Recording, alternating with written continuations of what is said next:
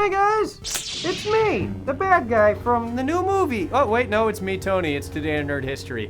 Almost had you fooled though. Today in Nerd History!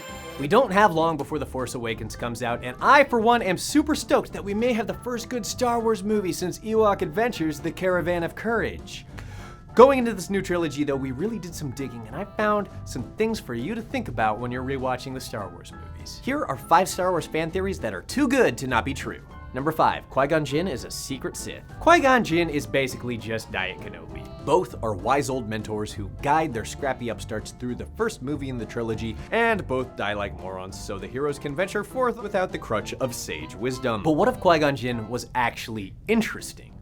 What if Qui-Gon Jinn was secretly a Sith the entire time? We know that Qui-Gon was once a pupil of Count Dooku. We know Qui-Gon pushed for Jedi Council approval to train Anakin, who he knew to have a lot of anger, fear, and suffering in his heart. If you want to go outside the movies, which I'll try to avoid for the most part, Qui-Gon also had an apprentice who turned to the dark side. Everyone around this dude ends up a turncoat. Is he really the dumbest Jedi Master ever? Or could it be that he's manipulating things behind the scenes, a la Emperor Palpatine? But wait, you say, Qui-Gon used the power of Force Ghost. Force ghosting is a Jedi thing, right? Not exactly. The popular belief is that Force ghosting is actually of Sith origin. And how did Anakin learn how to Force ghost? Qui-Gon didn't teach him before he became Vader, which leaves just one other person, the original California raisin, Emperor Palpatine. Number 4, stormtroopers didn't kill Luke's aunt and uncle. So when the Empire is searching for R2-D2 and C-3PO, it's understandable that they'd be up for a little old-fashioned, unreasonable search and seizure. But this seems to be a bit of overkill, doesn't it? Especially since stormtroopers have proved themselves to be nothing but inept cannon fodder. People in Star Wars get their arms chopped up, blown up in space, and thrown into alien sand vaginas, but there's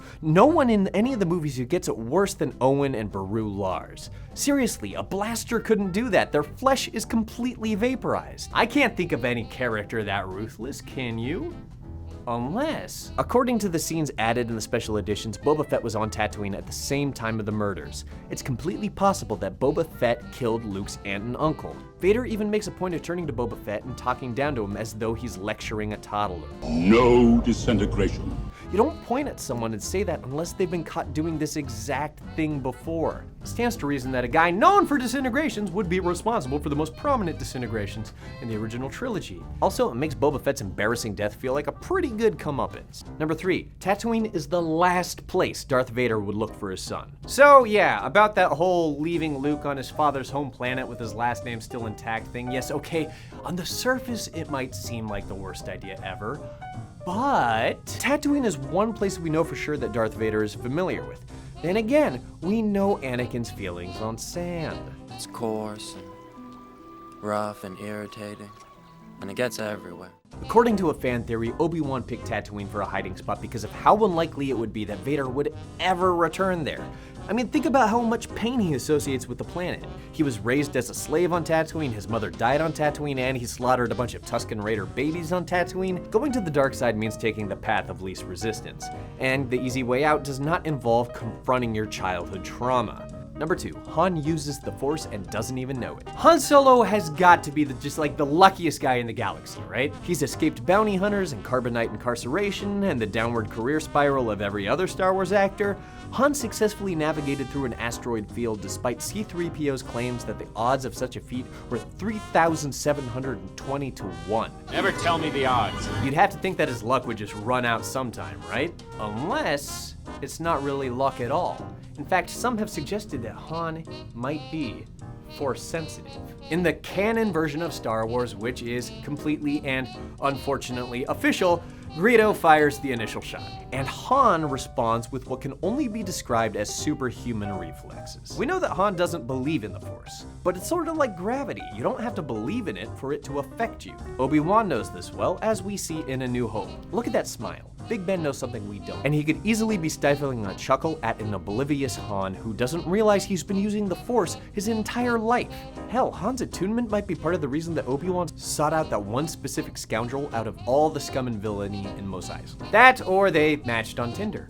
Number 1, the Ewoks are worse than anyone imagined. Hate 'em or hate 'em, when the second Death Star blew up, the Ewoks also threw a pretty slammin' party. There was music and dancing and food, I would have to assume. And what do Ewoks even eat anyway? Oh no. Oh no. Early in Return of the Jedi, Ewoks are ready to feast on Han, Luke, and Chewie in honor of their golden god C-3PO. And by the way, they've expertly hogtied their crew. This isn't their first ride at the Man-Flesh Rotisserie Rodeo. But all that was cleared up before the finale. Han and the Ewoks are friends. There wouldn't be any human flesh to feast on unless...